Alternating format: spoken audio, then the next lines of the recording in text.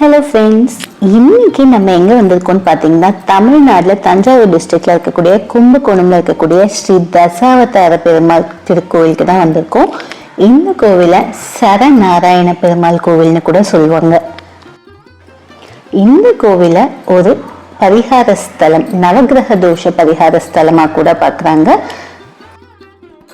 கும்பகோணத்துல ரொம்பவுமே ஃபேமஸான ஆதி கும்பேஸ்வர சுவாமி கோவிலுக்கு ரொம்ப பக்கத்துல தான் இந்த கோவில் அமைஞ்சிருக்கு. கிட்டத்தட்ட 1500 ஆண்டுகள் பழமையான கோவில்னு சொல்றாங்க. அண்ட் 2016 தான் இந்த கோவில் ரீசெண்டா கும்பாபிஷேகம் பண்ணியிருக்காங்க. இந்த கோவிலுடைய 5 அடுக்கு ராஜகோபுரம் கிழக்கு பார்த்த மாதிரி இருக்கு. இன்னும் கோவில்ல சரநாராயண பெருமாள் ஸ்ரீதேவி பூதேவியோடையும் சங்கு சக்கரத்தோடையும் நமக்கு தரிசனம் தராரு.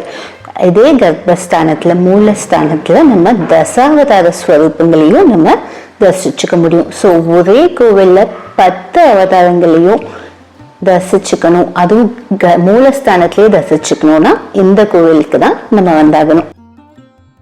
அண்ட் தசாவதார ஸ்வரூபங்கள் மட்டும் இல்லாம விநாயகர், சங்கு சக்கர சதுர்புஜ யோகாசன சித்தி பீட்ட ஆஞ்சநேயர், இன்னும் ஆழ்வார்கள் கூட இந்த ஆலயத்துல நம்மளால பார்க்க முடியும்.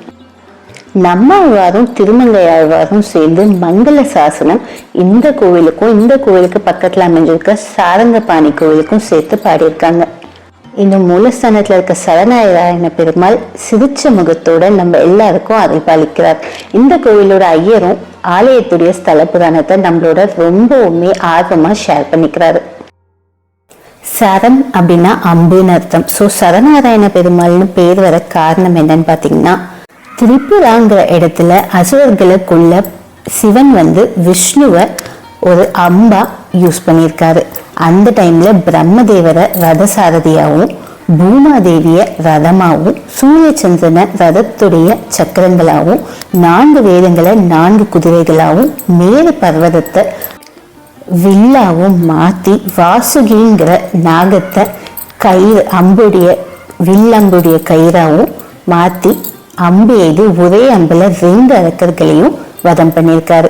ஸோ அப்ப விஷ்ணுமூர்த்தி எடுத்த அவதாரம் தான் சரநாராயண அவதாரம். ஸோ தசாவதாரங்களோட சேர்த்து சரநாராயண அவதாரத்தையும் நம்ம இந்த கோவில்ல தரிசிச்சுக்க முடியும். இந்த வீடியோ உங்களுக்கு பிடிச்சிருக்குன்னு நினைக்கிறேன். வீடியோ பிடிச்சிருந்தா மறக்காம லைக் அண்ட் ஷேர் பண்ணிக்கோங்க. இது வரைக்கும் எங்க சேனலுக்கு சப்ஸ்கிரைப் பண்ணலன்னா இப்பவே சப்ஸ்கிரைப் பண்ணிக்கோங்க. அண்ட் பக்கத்துல இருக்க பெல் பட்டனையும் கிளிக் பண்ண மறக்காதீங்க.